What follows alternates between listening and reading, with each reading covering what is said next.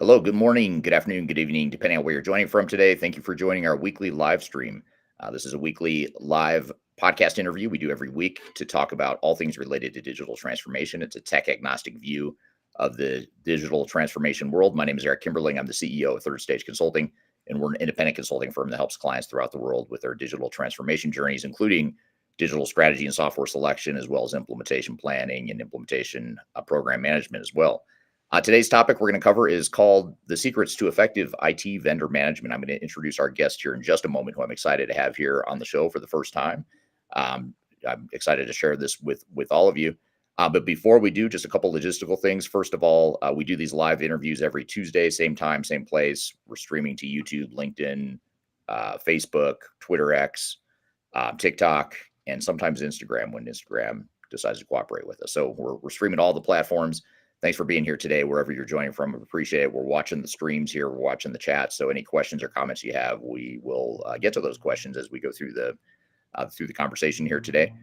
This live podcast interview is going to become part of our weekly Transformation Ground Control podcast. So the way this works is we do these live discussions with you, the audience. So you're part of this live production of this podcast. We'll edit it. We'll add some additional content, and then we'll make it part of an upcoming episode in about 2 weeks of Transformation Ground Control. So if you don't already subscribe to that show, or if you don't listen to it regularly, I encourage you to check out transformationgroundcontrol.com. That's where you can see all the past episodes and keep up with upcoming episodes as well. Because we do this live, we have the privilege of taking live audience questions. So any questions you have along the way, any comments, please drop those in the chat. And speaking of the chat, I'm going to test and see if anyone's paying attention and or awake yet if you're in the US or in the Americas like my guest and I are. But I'd love to hear where in the world you're joining from today. So if you don't mind just dropping in the chat the city and country you're joining from. We always love to see where this global digital transformation community is joining from here today. So with all that being said, the topic, Secrets to Effective IT Vendor Management. Joining me is Scott Bickey from InfoTech. Scott, thanks for being here today. Hi, Eric. Thanks for having me. Absolutely. Glad to have you here. You and I have gotten to know each other pretty well over the last few months through collaborations and just the collaborations our two companies have together. So for people that don't know you, though, tell us a little bit about you, what you do, and also tell us a little bit about InfoTech, if you don't mind. Oh, sure. Yeah. My name's Scott Bickey. I'm an advisory fellow at InfoTech Research Group. InfoTech Research Group is whoops, sorry about that. Just moved myself off the podcast. Is an IT research and advisory firm. Been around since I believe we were founded in 1997. Joel McLean is our founder and owner. And basically our mission is to produce practical research and insights that you can use to actually change your processes in your business, have real effect on your outcomes from an IT and business perspective. We have an IT division, and we also have a sister company, McLean Research, which focuses the same on HR, IT research and advisory services. So on the IT side, we're broken down by the traditional IT verticals: CIO, security, data and analytics, applications, infrastructure. Our team is vendor management and contract and price benchmarking. And then, essentially provide a full suite of services to IT leaders to bring them up from, maybe that firefighter, trusted advisor level, all the way up through being business partners and innovators and leaders within the business. I've been there almost 9 years, or a little over 9 years.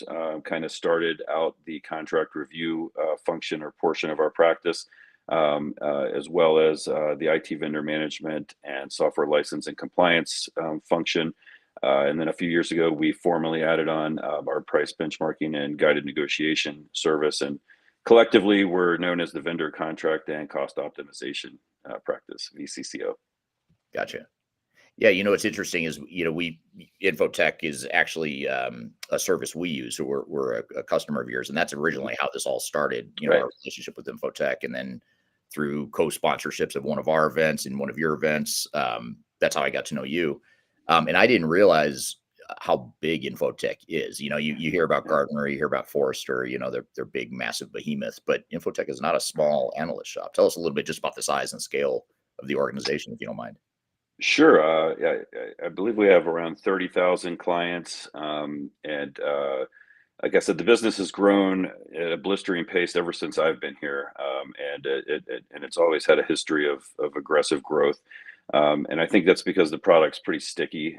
We're pretty passionate people that work here. We like what we do. We like helping our clients find successful outcomes. So yeah, I think last year we ended up at about a $250 million US dollar revenue basis, and continue to seek to grow and take market share from our competitors in a healthy and productive way. Like I said, it's really all about helping our clients to their outcomes. If we do that, they're happy, they renew, and they expand their services, and we help them really in our practice from the business side of their IT and HR journeys. Got it. Very cool.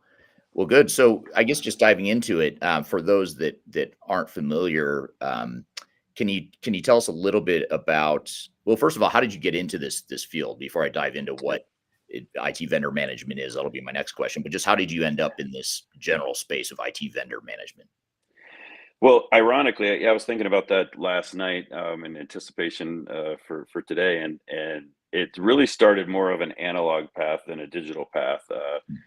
Coming out of college, I started out in the stainless steel industry, in a processing distribution company, and so we were a part of, at the time, this was in the early 90s, and it was kind of a vertically integrated company. We owned a couple of steel mills as well in Washington, PA, and Massillon, Ohio, and they were part of our supply chain. We also bought raw material from other vendors that were not part of our company, and had the opportunity to really engage at, and we'll talk maybe more about this partnership word and what it means and what it doesn't mean, but on what I would say was a true partnership level, because they were a sister company, right? So we could share information, internal process information. We could do things that would make us more vulnerable with outside competitors that didn't really hurt us, and it actually helped us internally.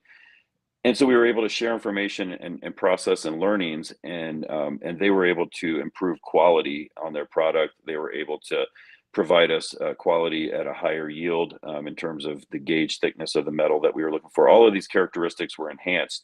And we did very similar things with our other suppliers, but in a more formal manner, and it wasn't something where we could get as intimate and share the learnings in the same way. So we had good results with them, but they weren't quite as good as what we could achieve internally with this kind of partner relationship. And so it was kind of from a supplier relationship management, as it's known on the direct material side. It was a very eye-opening experience.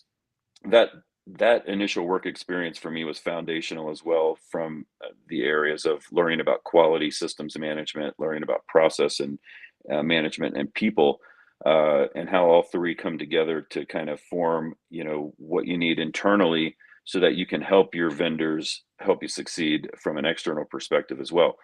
Then that later translated into the technology space when I eventually relocated from the East Coast to the Bay Area, and moved into the tech space, and then kind of from there things took more of a technology centric and IT centric path going forward. Very interesting. So how would you summarize then, that's an interesting journey, kind of going from, Yeah. I don't want to say old school because it's still around, steel and that sort of thing. Someone's got to do that stuff, right? But you're in the tech space now. But now that you're in the tech space, you're focused on IT vendor management. How would you summarize what IT vendor management is? You and I were talking right before we went live about how it's such a broad topic. There's so many different angles and directions we could go. But how would you sort of simplify it for a layperson that doesn't really know what IT vendor management is? Yeah, it really is. And part of this maybe take a step back and think about how we used to do business, let's say pre-cloud, or when cloud was just first emerging. Things in the IT world were very much people and data center centric. We were adding hardware, adding appliances. When we bought software, we bought the software, but then we basically installed it. Once it's up and running, we owned it. So we had to build these teams, we had to build these technical competencies, and we had to have really strong leadership and management from an internal facing perspective. And that's still important. It'll always be important. But with the emergence of cloud, we started seeing workloads starting to shift outside of the data center, to third parties. So we were always dependent on third parties to sell us our software, implement our software, consulting, and things of that nature. But now that it's exploded, and you've seen this shift of workloads move out of the data center into the cloud, different layers of the stack, infrastructure, platform, software as a service. You're talking about now having hosts of managed services, and outsourcing being compartmentalized. And so now you're dealing with just as much third parties and fourth parties in terms of vendors as you are internally managing people and those resources. So how do in IT for a long time just has not really adjusted to that very well. And it's one of these things where, you're thinking, well, we have these pain points, we have these problems with our vendors, we have performance issues, or we have contract issues, or we have things not being done the way we want them done.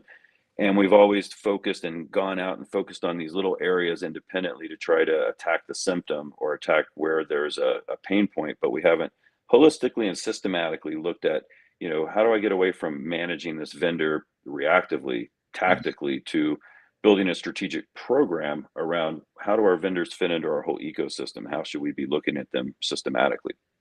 And so looking at those vendors systematically falls under, there's basically 5 pillars that we look at when we're looking at vendor management. We're looking at the financial management aspect of the vendors. We're looking at contract management, performance management, risk management, and then most importantly, relationship management. Mm. Yeah, and I like how you're focused here on the partnership. I think that's the key word, because I think it's easy to, in my opinion, it's easy to do one of two things. One is to have an adversarial sort of transactional view of vendors, and the other part, or the other issue that we often see, is the sort of the opposite, which is not managing the vendors at all, just letting the vendors do whatever the hell they want. So it's like you got to find some sort of middle ground there where you're managing them, you're in control, it's your company, you've got to manage your vendors just like you manage employees or whatever. But at the same time, you want it to be a partnership. You don't want it to be adversarial. Do you find that companies sometimes have struggle figuring out where on that continuum they should be when they manage the vendors? Absolutely. So yeah, a couple of points with what you said there. It's a pet peeve within our practice when we hear the term partner. And it's kind of a double-edged sword. Partner has become a accepted vernacular in the IT world. We talk about our vendor partners, if you will, but really true partnership is pretty rare. It really requires both parties to be transparent, to share a risk and be vulnerable with each other in a way that it's just anathema to how business is done 99% of the time. So where you really see these partnerships is either you may have one in your organization with a vendor that you really kind of do things that are out of practice for the rest of your vendors that you deal with, or you'll see this with really large companies, Fortune 500 companies that can kind of cordon off a risk pool of investment funds and say, hey, we're going to do this, this project, and it's going to be in a new, novel way. We're going to break the old rules, and we're going to do these things. And if it fails, they can afford for it to fail. They've got deep enough pockets, they're okay.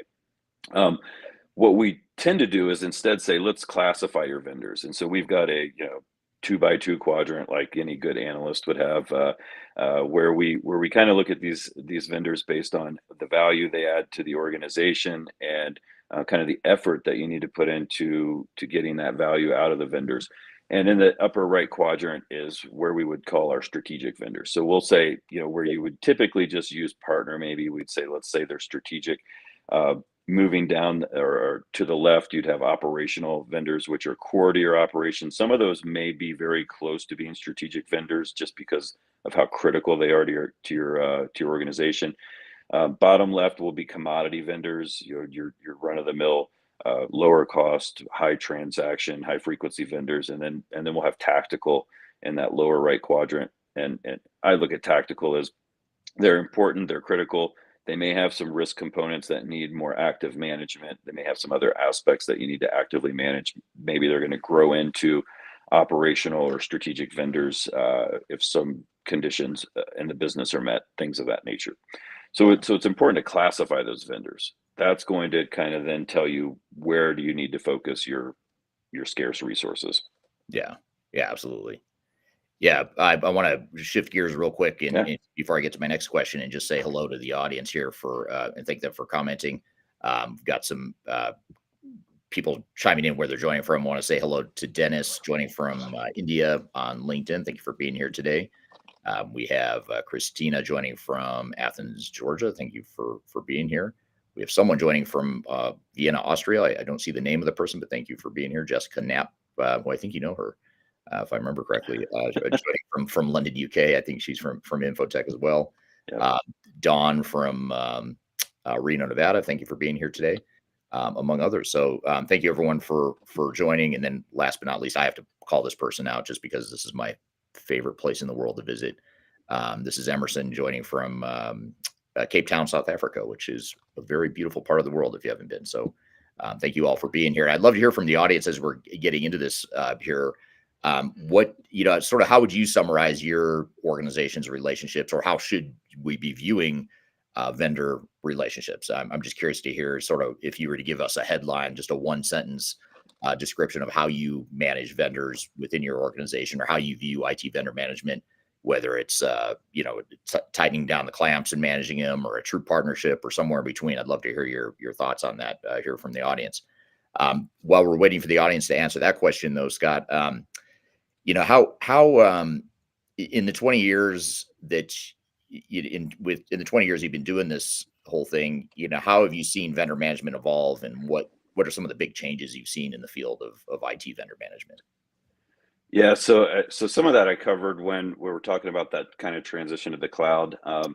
That's really been kind of the wholesale impetus for legitimizing IT vendor management. I think is a formalized function, and then it's kind of sat for the last several years. It's like we've been building this research out for literally almost the past decade. We don't see a lot of others building out research in the same form.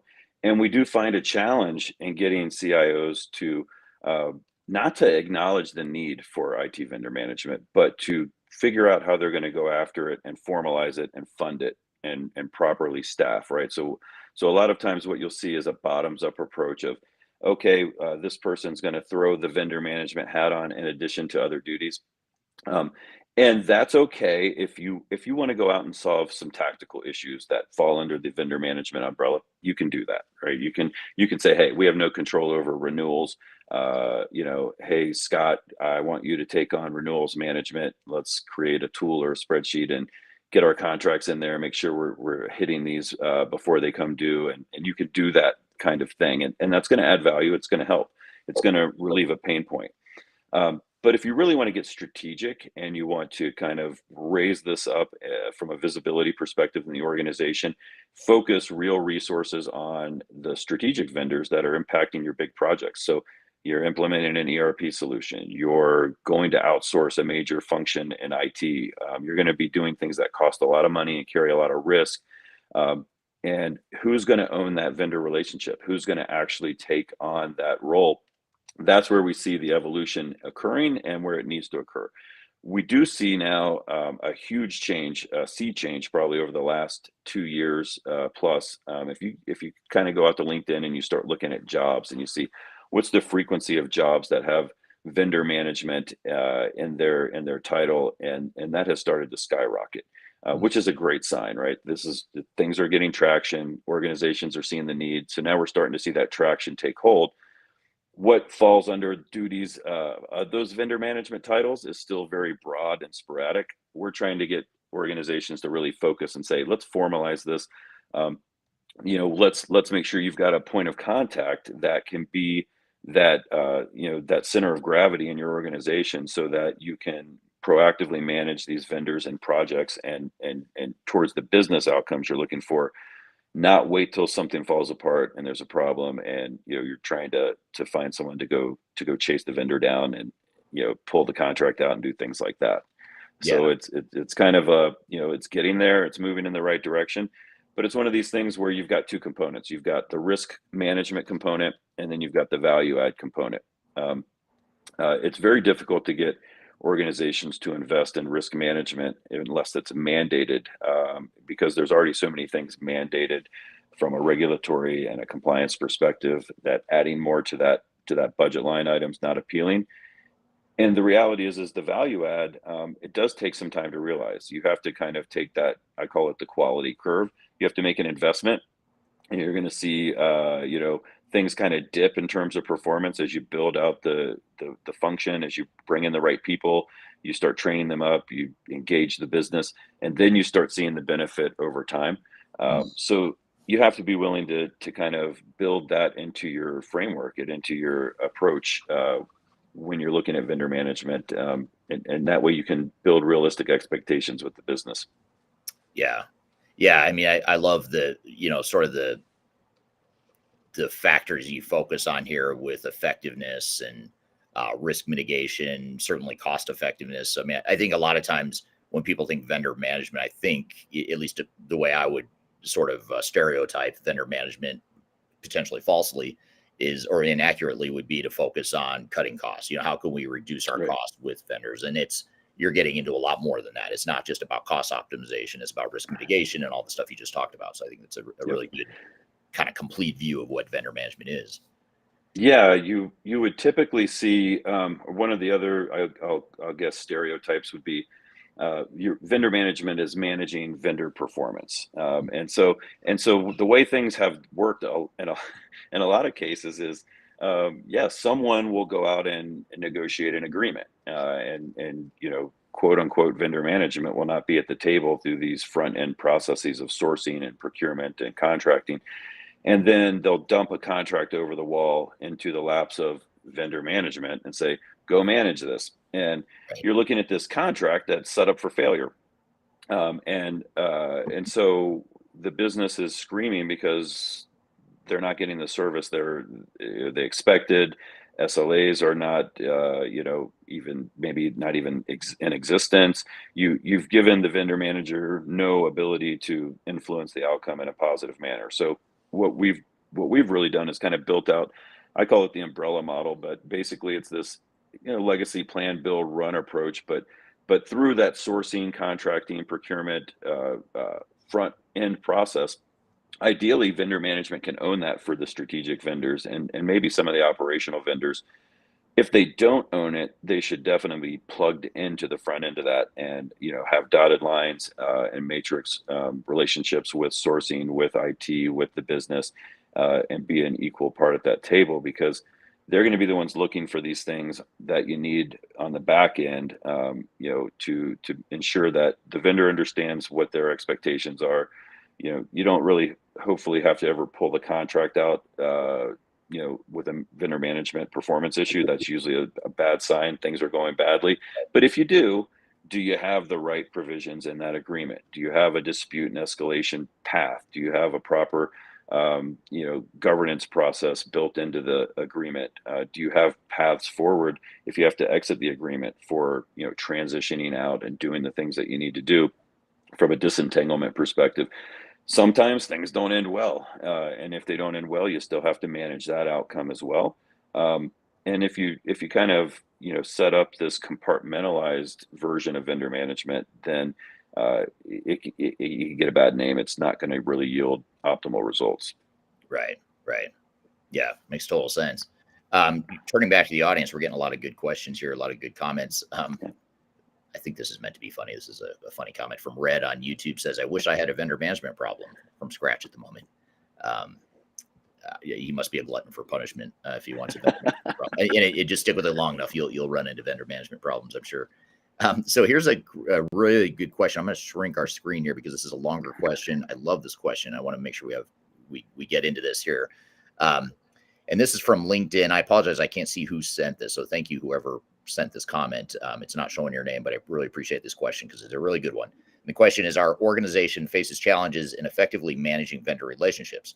There's an over-reliance on system integrators that sometimes does not align with the needs of the business.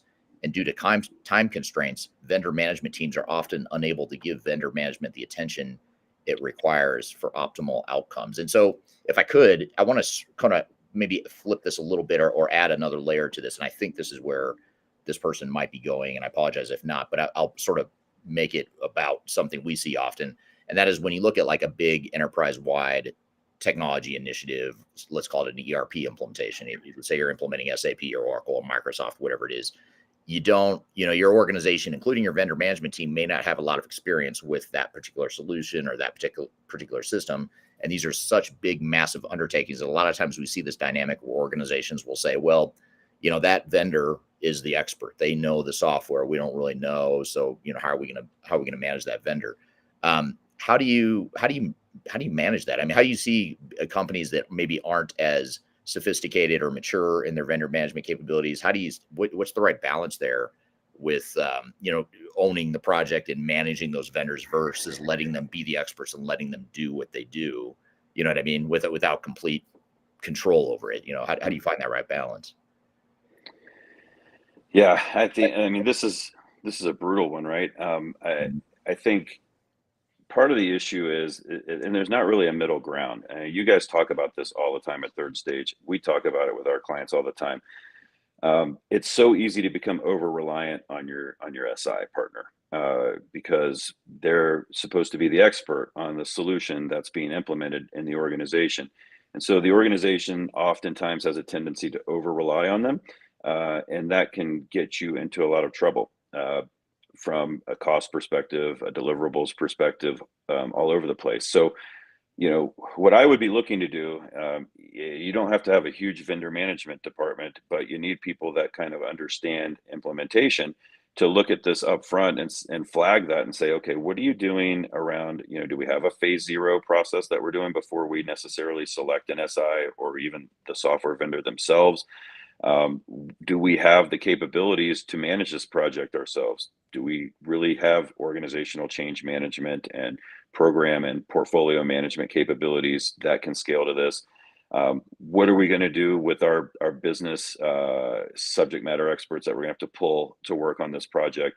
These are all of the things internally that you have to set yourself up for just to be able to effectively work with the SI, because otherwise, what happens is you have this deficit of capability, and you start expecting the SI to fill in the gaps that you should be filling in on your own side of the fence. And so, a lot of organizations will say, well, we can't afford that, or well, you have to figure out how you're going to fill that gap. Some of it can be filled with some third-party consulting that's vendor agnostic, like what you guys do at Third Stage and others do.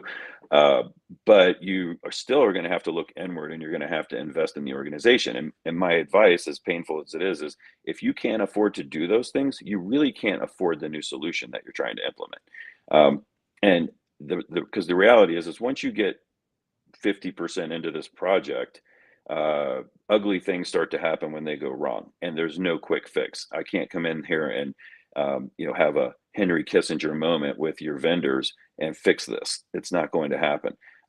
What's going to happen is executives are going to get stuck in this sunk cost fallacy, and they're going to say, well, we've already spent all this time and all this money on this project. We can't back out now. We have to push forward. We have to push forward. And so you're like in quicksand. You just keep sinking deeper and deeper. That's unfortunately when you're stuck in the muck. You have to make some really hard decisions, and sometimes the decision is you have to stop. You just have to stop. You have to reassess, and you have to kind of take stock of your options, what they're going to cost, and make some tough decisions. You may have to sacrifice investment in other areas of the business to rescue this project and get it to a point of minimum viable, functionality, and go into survival mode until that happens. Things of that nature. But yeah, no quick answer to that one. Yeah, I mean, you hit so many good points there. I mean, I love the fact that you're calling out a couple things. One is if you can't invest in these sorts of critical functions we're talking about, you should probably rethink why are you doing this project? I mean, why open the checkbook and why open the can of worms if you can't manage it and you can't invest the time or money to do it right? So that's a big aha moment for sure. And the scary thing, Eric, and I'm sure you guys see this all the time, is that a lot of it is just this whole front end vetting process gets skipped. And part of it is because we're allowing the SI to guide us down a path, and it's not in their best interest to have us do all of this type of blocking and tackling. And they know that. They want to get in and get a contract signed. They want to start generating revenue. They're banking on um, change controls and changes coming in that are going to add to this project cost. That's baked into their model. So if you don't have eyes on that to level the playing field early, it's easy to fall into that trap. Yeah. We had we have this big client. I won't mention the client by name, but it's a really big multi-billion-dollar global company, and they're implementing SAP S/4HANA, and they're working with one of the big system integrators, one of the big firms we all know, everyone on this call has probably heard of. And the system integrator insisted on a clause in the contract that said that they have ultimate decision-making authority on the project. And they said, if you don't sign the contract with that clause, we're not going to do this project. And the reason I bring this up is a couple of reasons, because I think, I can see you flinching as I say this. I flinched when I heard it too, or I squirmed in my seat when I heard this. And I said, really? And you guys agreed to this? And the executives sort of fell into that sunk cost thing. They were already kind of midstream going through this project. And just like any project, it was turning into a messy project because there were so many tough decisions that had to be made about what are our processes going to look like? What do we want to be when we grow up? All this stuff that's more internal. It has more to do with internal politics and dynamics than it did the vendor. But it was slowing down the project, and the vendor was getting frustrated. In this case, the SI was getting frustrated. So for the next phase, they said, we have ultimate decision-making authority, and you're just gonna basically sit in the back seat and let us drive this. What are your thoughts on that? Because I have a pretty strong opinion, but I mean, how do you, as a vendor management guy, what's your knee-jerk reaction to that? Well, the old cliche is, you can outsource the work, but you can't outsource the accountability. I mean, Good line. signing that over is like, just egregiously irresponsible. I mean, it's one of these things. Now, I say that. Here's the other side of the coin, and I'm a realist, right? So I think it's important to talk about kind of the unspoken things that I don't hear about on these podcasts, and I don't hear people really talking about. There are human beings under very high pressure situations making these decisions. There are executives with agendas. And quite frankly, you go up the stack in a multi-billion-dollar a year company, and you're in, any form or fashion of the C-suite or the VP layer, you're making a significant income, and you're going to make decisions that are almost as much in your self-interest sometimes as you are the company's interest. And even if it's in the company's interest not to sign something like that and to push back and to stop the press and do all this stuff, if you have a CEO that's saying, no, it's full steam ahead, I hate to tell you, you're going to do what the CEO says. That's life in the fast lane, and that's reality. So I can look here and I can criticize and I can poke holes in that all day. And if you were on a phone call with me as an analyst, I'm going to tell you, don't ever sign that. I can't advise you to ever sign that. Your reality may force you to accept something crazy like that. Yeah. So I acknowledge that, but I think it's, another myth is, I think sometimes, you see this all the time in the software licensing space when it comes to compliance. You think that these large corporations just have it all together because they're so big and so profitable, and they're seemingly so mature in certain areas. A lot of times you peel back the onion a couple layers, and they're just as in need of help as small and mid-sized enterprises. And the problem is the mess is just 10 times bigger because they're so huge, right? And they've bought companies, and they've integrated companies, and they've not integrated companies, and you have quite a spider web sometimes to untangle there. And so those problems become massive rocks, at different, across the organization. From an IT perspective, IT has really big boat to turn around, and you can't turn those big boats around that quickly sometimes. Yeah, it's interesting, and that's same with us. As being independent agnostic advisors, we can advise all we want, but ultimately there's internal politics and other dynamics that we're not always privy to and we're not part of. So decisions get made oftentimes that run counter to what we would suggest as best practice, but you have to help the client through the process for whatever it is. And so a lot of times we're in a position too, where, like in the case of this client, it's like, why did you sign this contract? Okay, well, you already signed. So there's no going back now unless you completely, cut the entire project, which is not going to happen politically. So then it Well, becomes a matter of how do we do damage control? How do we mitigate the risk given the situation we're in? well, you're right, and so that's where when we started talking about this with relationships, right? So, okay, so let's say you've signed this contract and maybe it's got six other things in there that are equally horrible. Okay, that's fine. What have you done? And if you're this big of a company, it's this big of a project. You've got multiple layers of governance that should be happening. From the tactical day to day, account team, engagement team. You probably have onshore and offshore resources. So you probably have engagement leads from both of those perspectives. You should be then having kind of more middle management governance and status. And then you should also have some executive level touch points that are occurring. And so, in my mind, you're always, once you've kind of hitched your horse to one of these big SI wagons, or, in the mega vendor space for software, the big vendor wagons, you kind of need to understand how they do business, and you have to be open to how they do business, and you have to figure out, okay, this is how we do business, this is how they do business, how do we meet in the middle, how do we work together as effectively as we can. We may have to change some things on our side to flex to the way they do things, in order to be successful here. And we are already in $10 million, and 8 months into this project, the decision's been made, we're going to continue forward. All right, fine. Let's start forging and doubling down on these relationships, and let me get to know your company better. Let me get to know you better. Let's figure it out. How can I help you help us? Basically, and this is all, you take it all the way back, to the beginning of these things. It's kind of like, how do you set yourself up for any negotiation? And everything is a negotiation in these projects. You need to understand your stakeholders and what are their interests, and what are the relationship paths, and you need to kind of, if you haven't done that in the beginning, it's never too late to start doing that. And I'd say double down on that, and really kind of forge some paths of communication that can benefit you from speed of information flow, getting things moving back on track, or adjusting so that you can get them back on track, maybe even building relationships that have them want to help you, and they'll do things that are not necessarily constrained by the contract.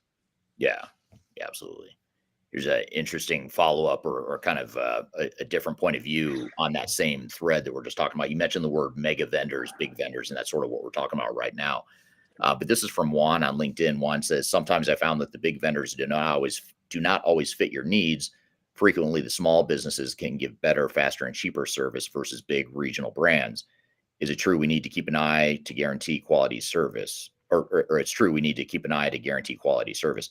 Which is your experience? So in other words, do you have a preference, or do you see your customers or clients struggling more with one bucket or the other? Or are there just trade-offs? You trade in one risk for another? Or how would you sort of compare and contrast managing a big vendor versus Yeah. a small vendor?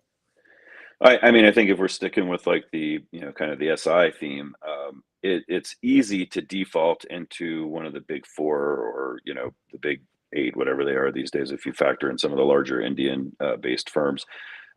It's easy to go with those because they have name recognition. Executives recognize them. The board recognizes them. Oh, Accenture. Oh, Deloitte. Oh, Capgemini. It's known.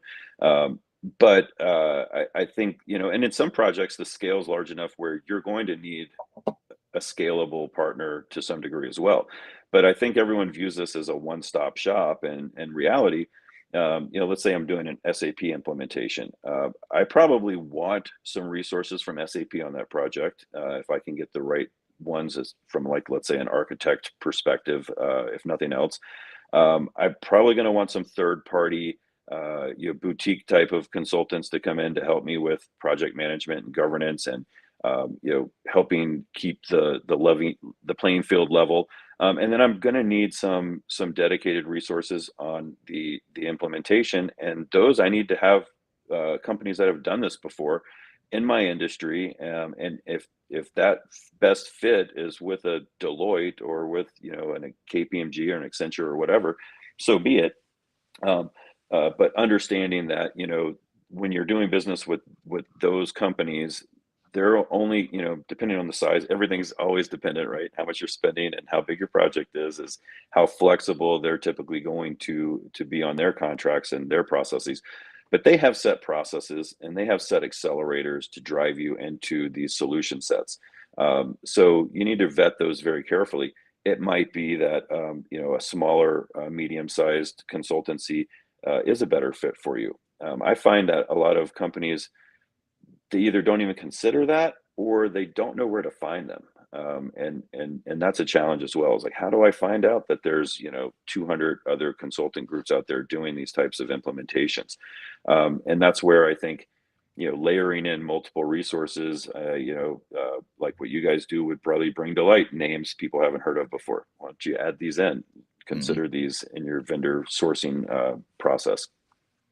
Yeah, and I think one other thing you're bringing up here that we're touching on or sort of diving into here is that when you view these big transformation projects, you really have to think of them not as software implementation projects, but transformation programs. Yep. So you think of technical implementation project, transformation program. Those are two different things, and implementation project is one thread of an overall transformation program. And so you might have, let's just say you have Deloitte and you have Deloitte coming in to implement SAP, the S/4HANA. So that's one thread of the overall transformation. And yes, they're going to provide their project manager for that one thread. But then to your point, you might have other technologies you're deploying that are related to SAP. You might have an architecture and data and integration thread that's not related to Deloitte. You might have the change management thread, or you should have a change management thread that's managed by a third party. And then over the top of all that, you'd have a program, and that should be ultimately owned by the client. And a lot of times what SIs do, because especially the big ones, because they want as much share as they can get of your project, they're going to say, don't worry about that program management function. We've got a project manager that we're going to give to you. And that person is ultimately responsible for this entire project. But we don't need someone in charge of the project. We need someone in charge of the program. So I have you seen that, or have you helped clients navigate that dimension? Yeah, I mean, some of the things that, the biggest takeaway from that is what's the purpose of the SI? What is their mission? Their mission is to implement your technology. Their mission is not to transform your business. And so, we ask of them more than they are set up, and their mission is to provide us in a lot of cases. That's probably the biggest problem we run into. And then we let them sell us on the fact that we don't need to do these things to take care of our own side of the fence. Yes. And the reality, and you always have to separate your account team from the team that's going to be boots on the ground. And that's why I think it's really important when you're vetting vendors. I mean, we want to look at all manner of risks, but I want to understand and I want to see that you've done this before for people in my industry, and I want to talk to them.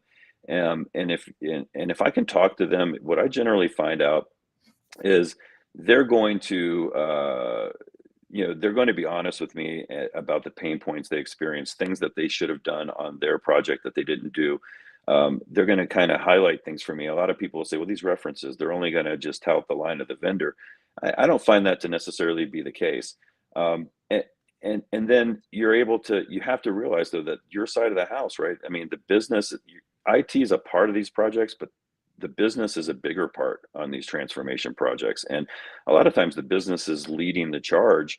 And IT, the CIO may be leading it in some cases not, or in a collective, leadership, team, they're leading this. But you've got so many moving parts. This is one part amongst many. And it's a critical part. It's got to be integrated into everything that you do. But if you're not managing this as a day-to-day project, and I mean, these things require statuses daily, weekly, monthly. You need to have outcome-based status meetings. When you're meeting with your vendors. I mean, from a vendor management perspective, what are we doing here to scorecard our vendors and have them score us? What are we doing to have business alignment meetings, and really talk about what's going well and what's not, and building those up and escalating them to the executive level so that those conversations are happening in real time, especially on projects like this. It's not just like we're signing a contract and then we're just going to take it from you for whatever you shove down our throats. We want to have say in this, and we want to build into that contract the mechanisms for this bi-directional feedback, for this governance, for escalation if there's a dispute that doesn't get resolved, timelines and SLAs associated with all of that. Yeah, absolutely. Here's a question from Emerson. If the rules of, or a comment from Emerson, if the rules of engagement is not laid out from the inside out, then expect a project contention with reputational risks and disputes. Yeah, and then absolutely. Gassan on LinkedIn says, I find having two project managers on a project, one from the SI and one internally, can reduce derailing of the project. And I think that's a key point, because again, it's easy to think, well, we're not the experts. The vendor is the expert, so let them manage the project. But you've got to have some accountability and ownership. And if you don't have that knowledge of, let's just say S4HANA, you're implementing S4HANA or any other technology, your internal IT program management team doesn't have that expertise, let's just say. That's where third parties like our company, and I'll be self-serving here for a moment, a company like Third Stage, that's what we do. We help people that are project managers, but they're not experts in ERP or digital transformation. We help them manage those projects effectively. So it's not just checking a bunch of boxes saying, yes, the vendor did A, B, and C, but it's, yeah, they did it, but did they do it well? Did they do it the way it needed to be done to fit your business and your needs and that sort of thing? So I think having that internal accountability is really the key of what Ghassan's touching on there. So, I apologize, Scott. I mean, I had a million questions for you. We got through like two of them because the audience had so many questions. We're definitely going to have you back, because I feel like we haven't really we hadn't even really scratched the surface of where I wanted to go here today, which is okay. The audience had a lot of really good questions too. But I guess just to sort of wrap this all up or put a bow on it, what sort of next steps do you advise to a company that's just getting started on a big initiative, or they're just managing big transformation project? What are ways that companies could get started on effective program or effective vendor management? Yeah, absolutely. I mean, it's a great opportunity if they haven't established a function around vendor management to start now, right? And definitely, I'll be a little self-serving here. Avail yourself of a service like InfoTech Research Group or other to get guidance on what this looks like and how you can structure this and how you can start the process. This doesn't have to be a boil the ocean initiative. You could say, hey, we're going to dedicate one full-time resource to this. They're going to be focused on vendor management as it pertains to this transformation project. I promise you that transformation project is going to have multiple vendors involved and plenty of opportunity to practice and hone your skills. These will, some of the blocking and tackling activities may already be done because this project's so high level. You can assume, okay, these vendors are strategic. We know where they sit. Let's jump right into our toolbox and say, how do we manage communication? How do we establish relationships? How do we make sure the contract is being properly constructed and that we have the right guardrails in there? Kind of getting involved and inserted early on into that project, and part of the leadership team will inevitably help avoid massive cost overruns and use your scarce resources in the most efficient manner you can from the start. So I would say that's the key point. Is usually one of the biggest skills of a vendor manager is to be the master facilitator. They need to understand. They need to kind of be a jack of all trades and maybe master of a couple. But they're going to be the glue that identifies these gaps and pulls them together early, and so that you can plan and invest properly. And ideally, when you start getting into that project, you have fewer escalations, fewer things coming out of the work stream. Things are going to be much more smooth. But when they do occur, you're going to have the tools to deal with them. Yeah, absolutely. Well, that's good sound advice. I appreciate all the great insights you provided here. I'd love to have you back to finish at least some of the questions that'd be great. Be prepped for. And I want to thank the audience for the great questions as well. I hope you found this helpful. And again, keep an eye out at transformationgroundcontrol.com. You'll see this episode featuring this interview in about 2 weeks. Every Wednesday we release new episodes. So in 2 weeks from tomorrow, you'll see this particular episode premiere along with additional content in addition to this interview. So thank you everyone for being here. Thanks, Scott, for joining us. Hope you all have a great week, and we'll see you next week, same time, same place. We do these live interviews wherever you're watching or listening here today. So be sure to join us. We're covering all sorts of different digital transformation topics. Next week, by the way, I'm particularly excited because we have Jan Bond, who founded Bond Software. He'll be on the show same time, same place next week. So be sure to stick around for that. Have a great week in the meantime, and we'll see you all soon.